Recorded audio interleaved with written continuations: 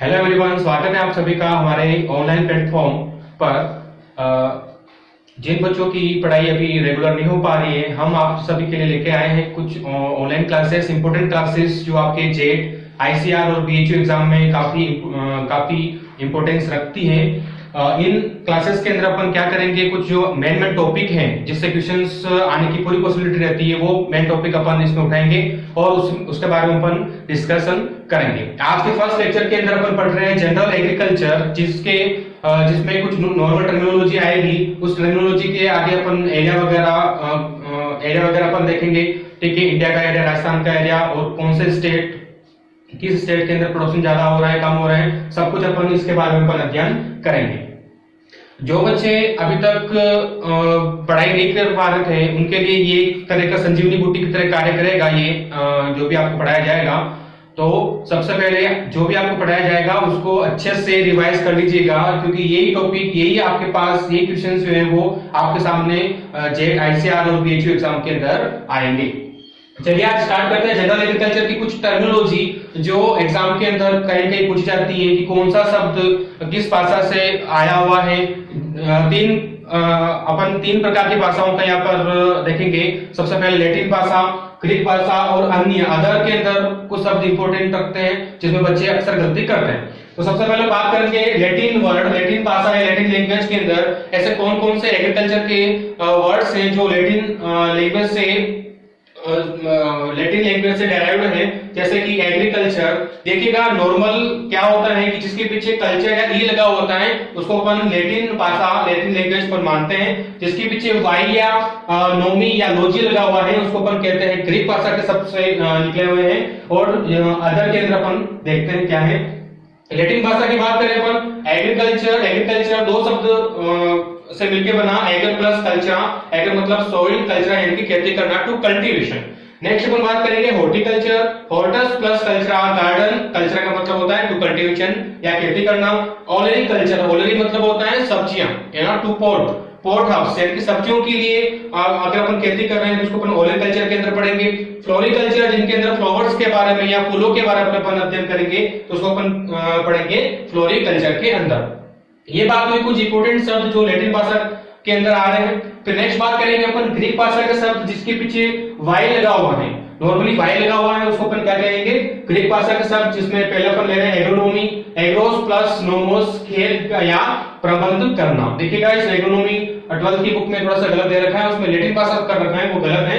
यहाँ पर ध्यान रखिएगा एग्रोनॉमी किसका है, ग्रीक भाषा का शब्द है। नेक्स्ट पर बात करेंगे पेडोलॉजी, जो कि सॉइल साइंस से संबंधित है, मृदा विज्ञान से संबंधित है। पेडोलॉजी, पेडोन प्लस लोगोस यानी कि मृदा और अध्ययन करना। एडेफोलॉजी, एडेफोन का मतलब होता है पौधों की वृद्धि से संबंधित कुछ टर्म्स, और लोगोस मतलब टू स्टडी। इकोलॉजी, इको मतलब ओइकस प्लस लोगोस, ओइकस मतलब घर या हाउस, और लोगोस मतलब अध्ययन करना। ओइकस मतलब हो सकता है वातावरण का भी अपन यहाँ पे ले सकते हैं। चलिए ये कुछ शब्द हुए हैं जो लैटिन और ग्रीक भाषा से संबंधित है। अदर के अंदर बात करें जो कंफ्यूजिंग होते हैं और पूछ सकता है क्वेश्चन, और पूछे हुए भी हैं बीएचयू वगैरह एग्जाम के अंदर, जैसा कोमोलॉजी। कोमोलॉजी की बात करें तो ये दो भाषा के साथ में मिला हुआ है शब्द है, कौन कौन सा, लैटिन और ग्रीक। लैटिन का मतलब, लैटिन शब्द पोमम और ग्रीक में लोगोस। ठीक है, पोमम मतलब फल, मतलब फलों का अध्ययन करना, किसके अंदर जाएगा, वो Greek plus Latin plus Greek, यानी वो जो कोमोलॉजी शब्द बना हुआ है दो भाषा के शब्दों से ये बना हुआ है। अगर आपको एक चूज करना हो, पूछा हुआ क्वेश्चन है ये बीएचयू के अंदर कि क्वेश्चन आया था कि कोमोलॉजी निम्न भाषा से उत्पन्न है। ठीक है, तो उसमें चार ऑप्शन अलग अलग दे रखे थे, लैटिन दे रखा था, ग्रीक अलग दे रखा था, लैटिन अलग दे रखा था, और दो भाषा कुछ और शब्द थे। ठीक है, तो उसमें आप एक चूज करना है तो वो उससे जाएगा लैटिन वर्ड जाएगा, कि कोमोलॉजी है तो वो लैटिन वर्ड फॉर्म से बना हुआ है। नेक्स्ट अपन बात करेंगे मॉनसून। मानसून बोलते हैं अपन हिंदी में, मॉनसून जो है वो मॉनसून अरेबिक भाषा के शब्द मोसिन, अरेबिक भाषा के शब्द मोसिन से बना हुआ है, जिसका मतलब होता है सीजन या मौसम। ठीक है, अरेबिक भाषा के शब्द से मिलकर बना हुआ है, इसको थोड़ा सा ध्यान रखिएगा क्योंकि नॉर्मली बच्चे इसमें गलती करेंगे। नेक्स्ट वर्ड जो है आपका ट्रक गार्डनिंग। ट्रक गार्डनिंग की बात करें अपन तो गार्डन के प्रकार जो होते हैं, मार्केट गार्डनिंग, ट्रक गार्डनिंग। तो ट्रक गार्डनिंग जो है वो फ्रेंच भाषा के शब्द टोरकर से निकला हुआ है।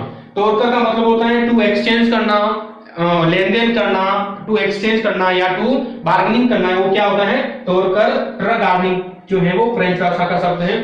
ठीक है बेटा, तो अपन यहाँ पर कुछ इंपोर्टेंट जो टर्मिनोलॉजी है उनके बारे में आप ध्यान रखिएगा। मॉनसून अरबिक शब्द, truck gardening French word, pomology Latin plus Greek, एक शब्द करना है तो लैटिन वर्ड।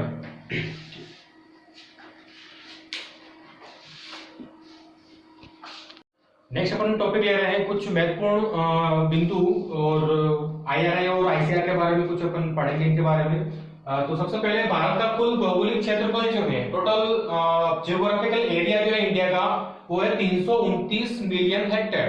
ठीक है, उसके बाद अपन बात करें तो विश्व के अंदर विश्व का जो टोटल क्षेत्रफल है उसमें भारत का कितना योगदान हो रहा है, 2.4%। ध्यान दीजिएगा यहाँ पर 2.4% भाग जो है टोटल वर्ल्ड का, वो इंडिया का क्षेत्रफल यहाँ पर हो रहा है 329 मिलियन हेक्टेयर।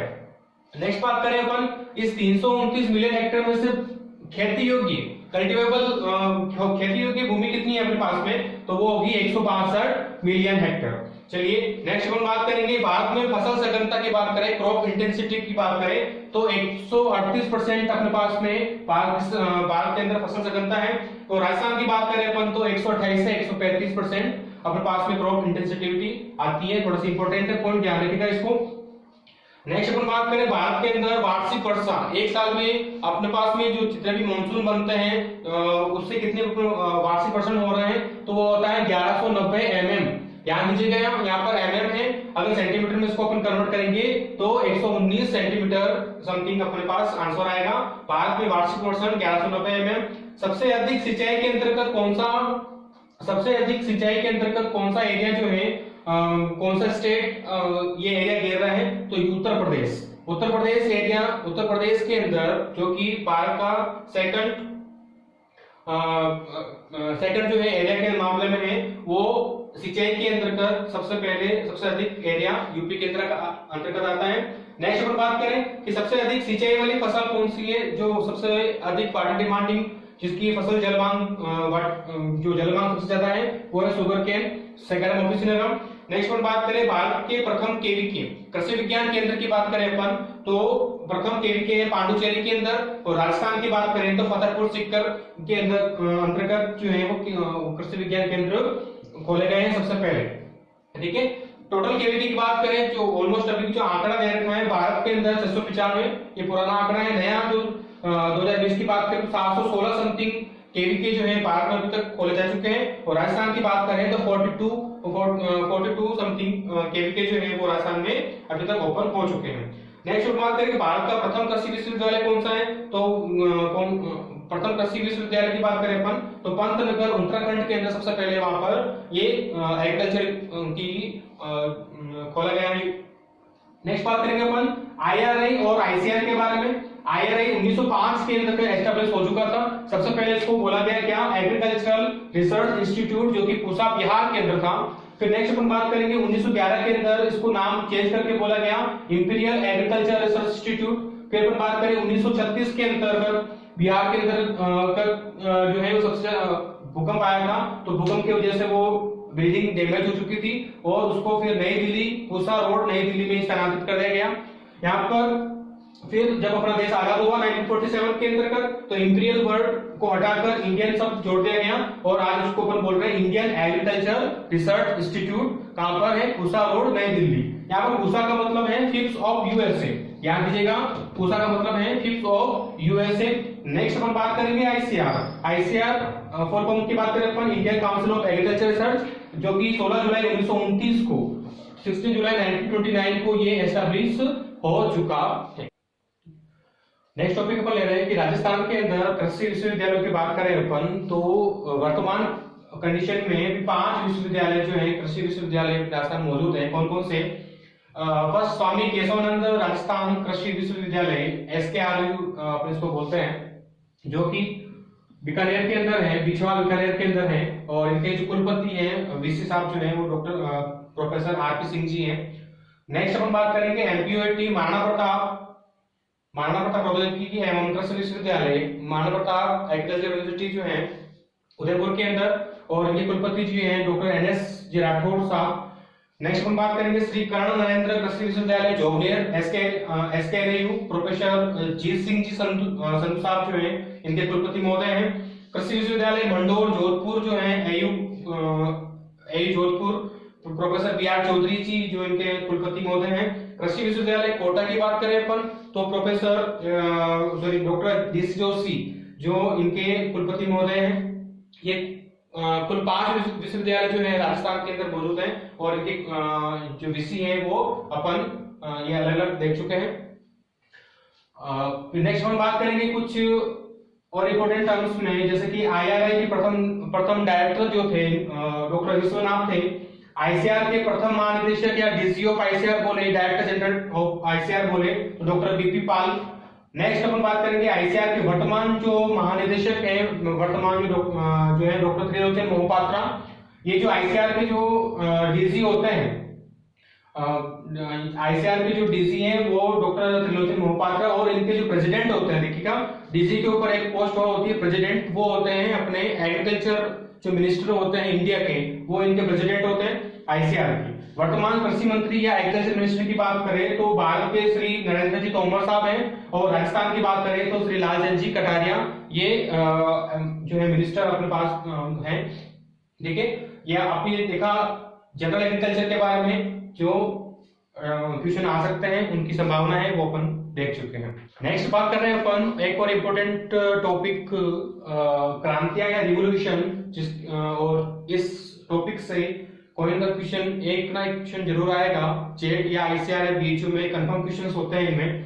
देखिएगा रिवोल्यूशन का मतलब क्या होता है, पहले ये समझे अपन क्रांति का मतलब क्या होता है कि कृषि के क्षेत्र में ऐसा समय जब उस संबंधित फसल से या संबंधित किसी वस्तु के उत्पादन में एकदम से ग्रोथ आ जाती है, एकदम से अगर वृद्धि हो जाए उसमें, उसको अपन क्रांति या रिवोल्यूशन वर्ड अपन कहते हैं। तो सबसे पहले अपन हरित क्रांति के बारे में बात करें, ग्रीन रिवोल्यूशन, सब जानते हैं इस बारे में कि 60 के दशक में 1960 यानी कि 1967-68 के समथिंग ग्रीन रिवोल्यूशन अपने इंडिया के अंदर आई थी, और इस ग्रीन रिवोल्यूशन को लेके आए थे डॉक्टर एनी बोरलॉग। अगर अपन विश्व की बात करें फादर ऑफ ग्रीन रिवोल्यूशन कौन, डॉक्टर एनी बोरलॉग अपन विश्व के अंदर इनको मानते हैं। और भारत की बात करें तो डॉक्टर एमएस स्वामीनाथन। ध्यान दीजिएगा, अगर क्वेश्चन आपको इस प्रकार से पूछा जा रहा है कि हरित क्रांति के जनक कौन है, और दोनों ऑप्शन में दे रखे हैं, डॉक्टर एनी बोरलॉग भी दे रखे हैं, डॉक्टर एमएस स्वामीनाथन भी दे रखे हैं, तो राइट आंसर हो जाएगा आपका डॉक्टर एनी बोरलॉग। जब तक नहीं बोला गया है तब डॉक्टर एनी बोरलॉग ही है। और अगर बोला जाता है स्पेसिफिक कर रखा है भारत के अंदर या भारत में, या कोई ऑप्शन डॉक्टर एनी बोरलॉग का ऑप्शन नहीं दे रखा है, तो राइट आंसर हो जाएगा अपना डॉक्टर एमएस स्वामीनाथन। ध्यान दीजिएगा, हरित क्रांति से संबंधित कौन है, खाद्यान्न उत्पादन से। फिर नेक्स्ट पर हम बात करेंगे श्वेत क्रांति, दुग्ध उत्पादन से संबंधित है, मिल्क प्रोडक्शन से संबंधित है, और इनके जो फादर है वो है डॉक्टर वर्गीस कुरियन, जो कि अमूल के संस्थापक भी हैं, आनंद मिल्क यूनियन लिमिटेड अमूल के भी संस्थापक माने जाते हैं। ये श्वेत क्रांति के जनक कौन, डॉक्टर वर्गीस कुरियन। ध्यान दीजिएगा, भारत के अंदर जितना भी ये डेयरी संबंधित जितना भी कार्य हुआ है, सब इनकी डॉक्टर वर्गीस कुरियन की ही देन है। ठीक है, नेक्स्ट अपन बात करेंगे नीली क्रांति, ब्लू रिवोल्यूशन की बात करें तो ब्लू रिवोल्यूशन किससे संबंधित है, मछली उत्पादन से संबंधित है। इन क्रांति को याद करने का तरीका यही है कि जैसा वो नाम आ रहा है वैसे ही उनसे संबंधित वो उसका उत्पाद होगा। ठीक है, मछली रिवोल्यूशन से नीली क्रांति, भूरी क्रांति, ब्राउन की बात करें अपन फूड प्रोसेसिंग जितना भी होता है, खाद्य प्रसंस्करण, जिसके अंतर्गत विभिन्न प्रकार की सामग्री जो आपको पैक्ड सामग्री मिलती है उनकी बात करेंगे अपन, तो वो किससे संबंधित है, ब्राउन रिवोल्यूशन से। नेक्स्ट अपन बात करेंगे बादामी रिवोल्यूशन की बात करें तो बादामी जो है वो मसाला उत्पादन, जितने भी स्पाइसेस हैं उनके उत्पादन में कौन काम आएगा, बादामी। दूसरा की बात करें उर्वरक फर्टिलाइजर से संबंधित जितने भी उत्पादन हो रहा है वो दूसरा रिवोल्यूशन के अंतर्गत आएगा। गुलाबी, ध्यान दीजिएगा बीएचयू के अंदर पूछा जा चुका है, गुलाबी रिवोल्यूशन जो है वो किससे संबंधित है, वो झींगा यानी कि जो समुद्री जीव है प्रॉन्स उसके उत्पादन से, और प्याज के उत्पादन से कौन संबंधित है, पिंक रिवोल्यूशन, वेरी इंपॉर्टेंट, ध्यान दीजिएगा इसको। फिर नेक्स्ट बात करेंगे अपन गोल्डन रिवोल्यूशन या सुनहरी क्रांति। ये सुनहरी क्रांति फल उत्पादन से संबंधित है, और गोल्डन रिवोल्यूशन के फादर की बात करें तो डॉक्टर के एन चड्ढा। याद दीजिएगा डॉक्टर के.एन. चड्डा जो है इसके फादर माने जाते हैं, फादर ऑफ गोल्डन रिवॉल्यूशन। फिर नेक्स्ट बात करेंगे अपन, देखिएगा गोल्डन रिवॉल्यूशन के अंतर्गत जितना भी फल उत्पादन हो रहा है उसे संबंधित ये क्रांति मानी जाती है। नेक्स्ट बात करेंगे अपन गोल्ड या राउंड जो कि आलू से संबंधित है। फिर नेक्स्ट बात करेंगे लाल, जाहिर सी बात टमाटर और मांस से, रेड रिवॉल्यूशन। रजत की बात करें सिल्वर इंपोर्टेंट, ध्यान दीजिएगा सिल्वर रिवॉल्यूशन जो है वो अंडा या पोल्ट्री उत्पादन से माना जाता है। नेक्स्ट अपन बात करेंगे फिर इंपोर्टेंट काली या ब्लैक रिवॉल्यूशन जो कि बायोडीजल जेट्रो का प्लांट जो होता है जिसको अपन हिंदी में कहते हैं रतन चौक, ठीक है।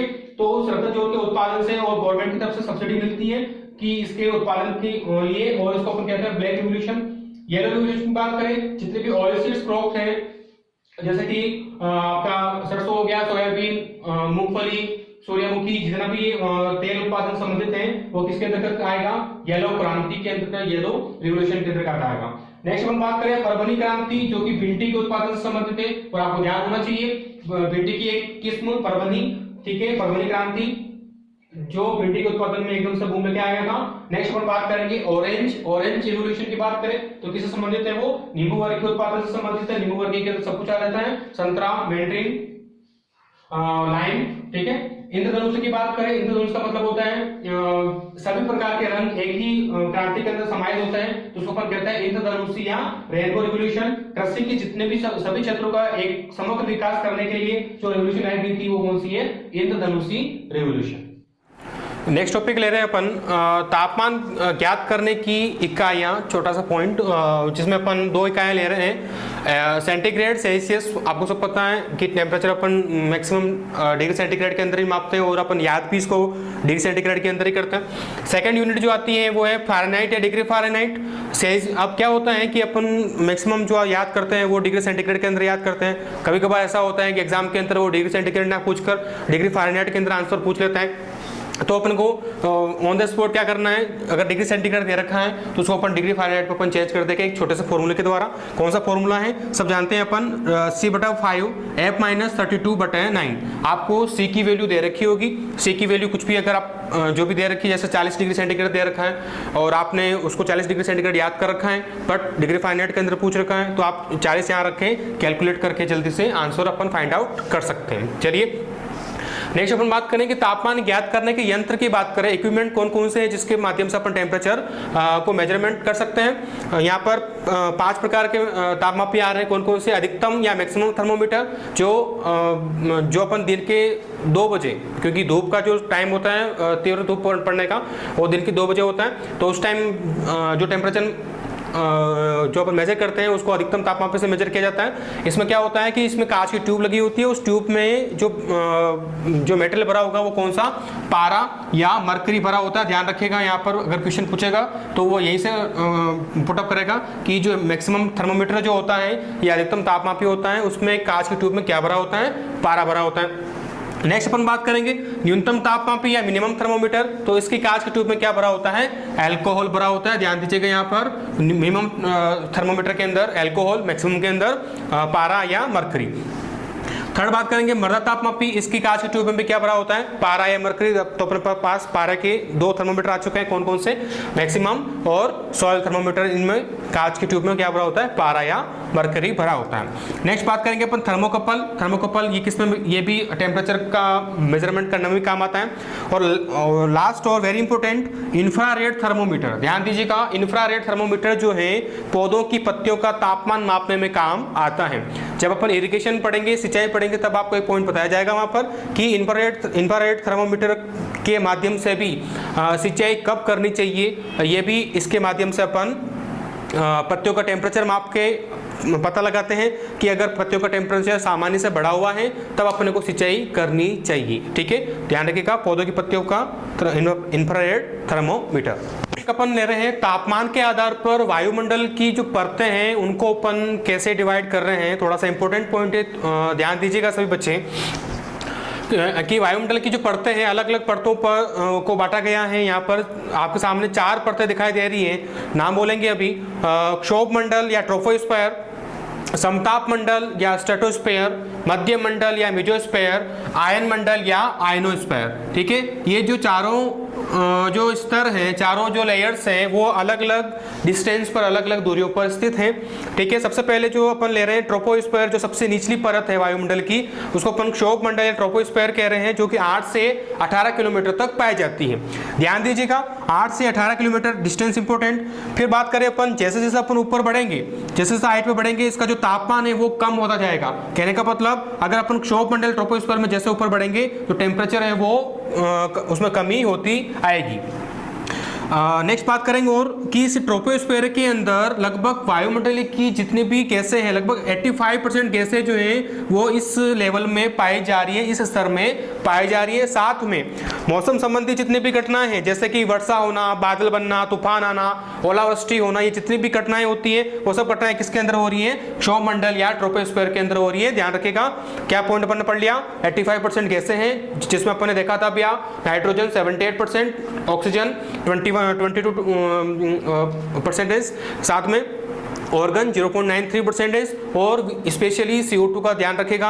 अगर वायुमंडल के अंदर पूछ रहा है तो 0.03% और अगर सॉइल के अंदर पूछ रहा है तो 0.3 से 0.25 से 0.3% की अपन बात करेंगे। 300 ppm वायुमंडल के अंदर होती है और 3000 ppm सॉइल के अंदर होती है CO2। चलिए नेक्स्ट अपन बात करेंगे क्षोभ मंडल के बाद ऊपर बढ़ते हैं अपन समताप मंडल, या इसको इंग्लिश में अपन कहेंगे स्ट्रेटोस्फीयर। ठीक है, इसकी ऊंचाई की बात करें तो 18 से 50 किलोमीटर तक ये पाई जा रही है ये स्तर। अब बात करें समताप मंडल और स्ट्रेटोस्फीयर के अंदर, यहाँ थोड़ा सा रिलेशन उल्टा आ रहा है। अगर जैसे जैसे हाइट बढ़ती जाएगी टेम्परेचर भी बढ़ता जाएगा। ध्यान रखिएगा, हाइट बढ़ी समताप मंडल के अंदर तो टेम्परेचर में थोड़ा थोड़ा धीरे धीरे इंक्रीज होने लग जाता है, तो इसको अपन गर्म क्षेत्र कह सकते हैं। इसमें भी 2 लेवल होते हैं, एक नीचे का स्तर, एक ऊपर का स्तर। समताप मंडल या स्ट्रेटोस्फीयर के निचले स्तर पर क्या पाई जाती है? एक very important gas, ozone gas. O3 gas जो है वो निचले स्तर पर पाई जाती है। अब ओजोन गैस क्या करती है आपको पता होना चाहिए कि जितने भी अर्थ पर पहुंचने वाली पराबैंगनी विकिरण होती हैं, अल्ट्रावायलेट रेडिएशंस होती है, उसको बचाने का, उसको पृथ्वी पर कम से कम पहुंचे, उसको बचाने का काम कौन करती है? ओजोन गैस करती है। और ओजोन गैस का अपक्षरण की बात करेंगे अपन, इकोलॉजी के अंदर पढ़ेंगे कि ओजोन गैस का जो अपक्षरण होता है या अपघटन होता है वो क्लोरोफ्लोरोकार्बन यानी कि CFC से होता है। ध्यान रखिएगा इसको भी आप, कि ओजोन गैस का अपक्षरण या अपघटन जो है वो किससे होता है? क्लोरोफ्लोरोकार्बन, जो कि रेफ्रिजरेटर बनाने में और मुख्य रूप से काम आती है। चलिए नेक्स्ट बात करेंगे समताप मंडल से एक और ऊपर का मंडल, मध्य मंडल बोलेंगे या फिर इसको मेसोस्फीयर बोलेंगे। अगर अपन उसकी ऊंचाई की बात करें तो 50 से 80 किलोमीटर के क्षेत्र में ये मध्य मंडल या मेसोस्फीयर पाई जाती है। अब यहाँ पर वापस इसका रिलेशन भी सेम क्षोभ मंडल या ट्रोपोस्फीयर जैसा आ रहा है। जैसे हाइट बढ़ रही है टेम्परेचर कम होता जा रहा है, इसमें कुछ खास बात नहीं होती। नेक्स्ट अपन बात करेंगे आयन मंडल की। आयन मंडल बोले या आयनोस्फीयर बोले, यहाँ पर क्या हो रहा है? इसकी ऊंचाई जो है वो 80 से 120 किलोमीटर है, हाइट बढ़ रही है, टेम्परेचर भी बढ़ रहा है। आयनोस्फीयर जिसमें क्या होगा? रेडियो तरंगों का गमन, जो सबसे दूरस्थ किरणें होती है उसको अपन रेडियो तरंग बोलते हैं, उन रेडियो तरंगों का गमन कहाँ हो रहा है? आयनोस्फीयर में हो रहा है। चलिए इस टॉपिक से क्वेश्चन निकालते हैं अपन, क्या क्या क्वेश्चन बन सकता है। सबसे पहले कि मौसम संबंधी जितनी भी घटनाएं हैं, वर्षा वाली हो गई या बादल हो गया, तूफान हो गया, ओलावृष्टि हो गया, वो कहाँ पर हो रहा है? वो क्षोभ मंडल या ट्रोपोस्फीयर के अंदर हो रहा है। ठीक है, एक क्वेश्चन अपना ये। सेकंड क्वेश्चन आता है कि ओजोन गैस किस स्तर में पाई जाती है? ओजोन गैस पाई जा रही है समताप मंडल या स्ट्रेटोस्फीयर के अंदर। फिर नेक्स्ट क्वेश्चन आता है कि ओजोन गैस को अपघटन करने वाला या अपक्षरण कौन करेगा? तो CFC करेगा, क्लोरोफ्लोरोकार्बन करेगा। फिर नेक्स्ट आता है कि रेडियो तरंग जो कि सबसे दूरस्थ विकिरण मान जाती है, तो वो रेडियो तरंगें जो है वो किस मंडल के अंदर आ रही है? वो आयन मंडल या आयनोस्फीयर के अंदर आ रही है। ये इस टॉपिक से इंपॉर्टेंट क्वेश्चन अपन बना चुके हैं। नेक्स्ट टॉपिक अपन ले रहे हैं मौसम एवं जलवायु, वेदर एंड क्लाइमेट। दोनों में अपन छोटा सा डिफरेंस है वो अपन देख लेते हैं। मौसम किसे कह रहे हैं अपन? किसी स्थान विशेष की अल्पकालीन दशाएं, मतलब थोड़े टाइम तक, थोड़े समय तक रहने वाली जो कंडीशंस होगी, जो दशाएं होगी, उसको अपन क्या कहेंगे? मौसम या वेदर। और अगर किसी स्थान विशेष की दीर्घकालीन यानी कि लंबे टाइम तक कोई कंडीशन रह रही है, जैसे शीत ऋतु हो गया, बरसात की ऋतु हो गया, ग्रीष्मकालीन ऋतु हो गया, तो ये एक तरह का जलवायु क्लाइमेटिक कंडीशन कह सकते हैं अपन। ठीक है, मौसम विज्ञान का अध्ययन, अगर अपन वेदर का अगर अपन को स्टडी करनी है तो वो स्टडी जिस ब्रांच में अपन करेंगे साइंस की, उसको अपन कहेंगे मेट्रोलॉजी या मेट्रोलॉजी। और क्लाइमेट का अध्ययन जहाँ पर अपन करेंगे उसको अपन कहेंगे क्लाइमेट्रोलॉजी कहते हैं। ठीक है, चलिए नेक्स्ट अपन बात करें कुछ और इंस्टीट्यूट, जैसे कि 3 इंस्टीट्यूट आपके सामने आ रहे हैं, उनको वो कहाँ पर स्थित है ये पूछा जाता है कई बार। तो सबसे पहले इंपॉर्टेंट WMO, पूरा फुल फॉर्म बोलेंगे अपन इसका, वर्ल्ड मेट्रोलॉजिकल ऑर्गेनाइजेशन, कहाँ पर स्थित है ये? जिनेवा स्विट्जरलैंड, ध्यान रखिएगा इंपॉर्टेंट है ये, जिनेवा स्विट्जरलैंड के अंदर WMO स्थित है। नेक्स्ट बात करेंगे अपन IMD, इंडियन मेट्रोलॉजी डिपार्टमेंट, कहाँ पर है? पुणे, अपन इंडिया के अंदर। और नेक्स्ट बात करेंगे IMD, यहाँ पर ए वर्ड और जुड़ गया है, एक का मतलब agricultural, Indian agricultural metrology department कहाँ पे है? नई दिल्ली। ये तीनों डिपार्टमेंट ध्यान रखेगा और स्पेशली इसको जिनेवा स्विट्जरलैंड WMO को जरूर ध्यान में रखेगा। चलिए अब अगर वायुमंडल की बात आई है तो कुछ गैसों की बात भी कवर कर लेते हैं कि वायुमंडल में मुख्य रूप से कौन कौन सी गैसें यहाँ पर पाई जा रही है। नाइट्रोजन सर्वाधिक 78%, ऑक्सीजन की बात करें तो लगभग 20 या 21% ऑक्सीजन होती है। CO2 की बात करें तो वायुमंडल के अंदर, वायुमंडलीय गैसों के अंदर CO2 का पार्ट होता है 0.03%। और अगर अपन सॉइल के बारे में बात कर लेते हैं, कभी कभी क्वेश्चन जो है वो सॉइल के बारे में पूछ सकता है, वो सॉइल के बारे में अगर बात करें तो सॉइल के अंदर ये कितना हो जाएगा? 0.25 से 0.30%, 0.25 से 0.30% सॉइल के अंदर हो जाएगी CO2, और वायुमंडल के अंदर कितनी है? 0.03%। नेक्स्ट बात करेंगे अपन ऑर्गन जो है वो 0.93% यहाँ पर वायुमंडल के अंदर हो रही है। ये अपने छोटा सा पार्ट मौसम और जलवायु वाला।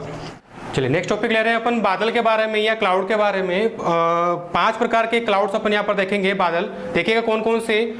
सीरस, कुमुलस, स्टेटस बादल या निम्बो स्टेटस या कुमुलो निम्बस। देखिएगा कुछ अजीब से नाम पर।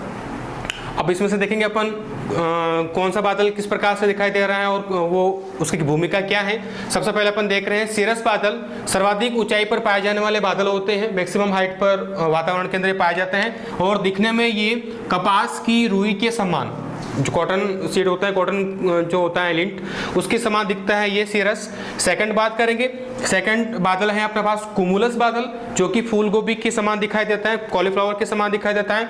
और ये जो बादल हैं वो तेज हवाओं, जो तेज हवाएं चलती हैं उसके लिए उत्तरदायी होते हैं। कौन से बादल? कुमुलस बादल। तीसरे बादल की बात करेंगे अपन यहाँ पर स्टेटस बादल, जो कि सबसे कम ऊंचाई वाले बादल जो नॉर्मली अपन को दिखाई देते हैं, सबसे कम ऊंचाई वाले कौन से? स्टेटस बादल। नेक्स्ट बात करेंगे अपन इंपॉर्टेंट निम्बो स्टेटस बादल, जिसकी वजह से बरसात होती है, जिसकी वजह से मानसून आता है, उनको अपन कहेंगे निम्बो स्टेटस बादल, बरसात हेतु उत्तरदायी होते हैं ये। नेक्स्ट बात करेंगे अपन कुमुलो निम्बस बादल, जो आंधी तूफान ओले वगैरह लेकर आते हैं, उन बादल को अपन क्या कहेंगे? कुमुलो निम्बस बादल। ये आपके पास बादलों के प्रकार है, इंपॉर्टेंट ध्यान रखिएगा। सबसे पहले इंपॉर्टेंट सीरस बादल सर्वाधिक ऊंचाई पर पाए जाएंगे। साथ में सबसे कम ऊंचाई वाले स्टेटस बादल हैं। फिर इंपॉर्टेंट बादल बात करें अपन बरसात के लिए कौन इंपॉर्टेंट है? वो है निम्बो स्टेटस, और आंधी तूफान के लिए कुमुलो निम्बस बादल जो है वो करता है। चलिए ये कुछ बादल के प्रकार हुए। अब अपन आते हैं कुछ और छोटी सी इंपॉर्टेंट टर्म्स आ रही हैं, जैसे कि आर्टिफिशियल रेन या कृत्रिम वर्षा क्या होती है। कभी कभी क्या होता है, जब बरसात नहीं होती है तब बादलों के ऊपर स्प्रे करवाकर उनसे कृत्रिम बरसात करवाई जाती है। जैसे किस प्रकार से? NaCl या साधारण नमक, अगर गर्म बादल हैं, ठीक है, और उनका टेम्परेचर ज़्यादा है तो तब अपन NaCl या साधारण नमक का स्प्रे करवाकर उनसे बरसात करवाते हैं। या फिर अगर ठंडे बादल हैं जिनका टेम्परेचर कम है सामान्य से, तो उसके ऊपर अपन सिल्वर आयोडाइड, इंपॉर्टेंट है ध्यान रखिएगा, सिल्वर आयोडाइड AgI या शुष्क ड्राई CO2 के माध्यम से अपन आर्टिफिशियल रेन करवाते हैं। चलिए अब नेक्स्ट जो तीनों टर्म्स आ रही वेरी इंपॉर्टेंट, जिसमें बच्चे अक्सर कंफ्यूज रहते हैं कि इसका मतलब होता है क्या है। और ये तीनों टॉपिक जो है, तीनों जो पॉइंट आ रहे हैं वो वेरी इंपॉर्टेंट है आपके BHU, JET और ICR एग्जाम में। क्यों? क्योंकि इसके जो मापन यूनिट्स हैं जिससे अपन जो मेजरमेंट करेंगे वो बहुत ज़्यादा इंपॉर्टेंट है। ठीक है, देखते हैं एक एक करके इनको। सबसे पहले वाष्पीकरण या इवेपोरेशन, टर्म्स पे ध्यान दीजिएगा। वाष्पीकरण या इवेपोरेशन, अगर समुद्र के माध्यम से, समुद्र तालाब या कोई सा भी पानी का कोई सोर्स और भूमि से सॉइल से अगर पानी का वाष्प में बदल रहा है तो उसको अपन क्या कहेंगे? वाष्पीकरण या इवापोरेशन। इसका मेजरमेंट अपन करते हैं एक यंत्र जिसको अपन कहेंगे USWB पान इवेपोरीमीटर से अपन इसका मेजरमेंट करते हैं। किसका? वाष्पीकरण का, ध्यान रखिएगा, पैन इवेपोरीमीटर से करते हैं। सकते हैं। नेक्स्ट बात करेंगे वाष्पोत्सर्जन, जो केवल और केवल पौधे या वनस्पति से, केवल प्लांट से अगर पानी जो है वो वाष्प के रूप में बदल रहे हैं, जिसको अपन कहेंगे वाष्पोत्सर्जन या ट्रांसपायरेशन। ट्रांसपायरेशन, ठीक है, लगभग 99%, ठीक है, 96 to 99% जो पानी है पौधों का वो वाष्प के रूप में चला जाता है। सबसे ज़्यादा हानि जो होती है वो इस चीज़ से होती है, वाष्पोत्सर्जन। मैंने आपको यहाँ पर दो इंपॉर्टेंट बता दिए क्वेश्चन कि पौधों से वाष्पोत्सर्जन के द्वारा कितनी जल हानि होती है, कितना वाटर लॉस होता है। तो 96 से 99% वाटर लॉस यहाँ पर वाष्पोत्सर्जन के माध्यम से होता है। वाष्पोत्सर्जन पौधों की एक आवश्यक बुराई है, ठीक है। एक कर्टिस नामक वैज्ञानिक ने बोला था कि वाष्पोत्सर्जन पौधों की एक आवश्यक बुराई है। बुराई क्यों? क्योंकि ये अगर नहीं हो, बुराई इसलिए क्योंकि वाटर लॉस बहुत ज़्यादा हो रहा है, और आवश्यक इसलिए क्योंकि अगर ये नहीं होगा तो पौधों का टेम्परेचर मेंटेन नहीं रह पाएगा, ठीक है। तो ये होना भी जरूरी है, और पानी का लॉस भी होता है। सबसे वेरी इंपॉर्टेंट, इसका मापन जो कर रहे हैं अपन वो किससे कर रहे हैं? पोटोमीटर से कर रहे हैं। एक वैज्ञानिक गैग्नॉन बोल रहे हैं अपन, गैग्नॉन का पोटोमीटर 2017 या 18 के पेपर के अंदर जेट में पूछा गया था क्वेश्चन कि वाष्पोत्सर्जन को मापने के लिए किस यंत्र का उपयोग करते हैं, तो वो राइट आंसर गया था गैग्नॉन पोटोमीटर, ठीक है। फिर आता है वाष्पीकरण और वाष्पोत्सर्जन, यानी कि इवेपोर ट्रांसपायरेशन। ध्यान दीजिएगा, इवेपोर ट्रांसपायरेशन क्या होता है? जब वनस्पति और भूमि, यानी कि सोइल से भी हो रहा है, पौधों से भी हो रहा है, दोनों पौधों से भी पानी का वाष्प में चेंज हो रहा है और सॉइल से भी चेंज हो रहा है, तो उसको अपन क्या कहेंगे? इवेपोर ट्रांसपायरेशन, ठीक है। वनस्पति और भूमि दोनों से हो रहा है तो इवेपोर ट्रांसपायरेशन। अब मापन कैसे कर रहे हैं अपन? मापन कर रहे हैं अपन लाइसीमीटर या यूरोमीटर। इंपॉर्टेंट मेजरमेंट यूनिट बहुत ज्यादा इंपॉर्टेंट है, लाइसीमीटर या यूरोमीटर से अपन इसका मेजरमेंट करेंगे, ठीक है। तो अपन ने क्या क्या देख लिया यहाँ पर इंपॉर्टेंट देखेगा। USWP पेन इवेपोरोमीटर आ रहा है तो इवेपोरेशन से कर रहे हैं, और वेरी इंपॉर्टेंट पोटोमीटर वापस आने की पूरी संभावना रहेगी। पोटोमीटर, वाष्पोत्सर्जन, ट्रांसपायरेशन, यानी कि पौधों के माध्यम से जो स्टोमेटा होता है, रंध्रों के माध्यम से जो पानी उठता है उसको मापने के लिए अपन पोटोमीटर का यूज कर रहे हैं। वाष्पीकरण या वाष्पोत्सर्जन लाइसीमीटर या एरोमीटर के माध्यम से अपन इसका मेजरमेंट करेंगे।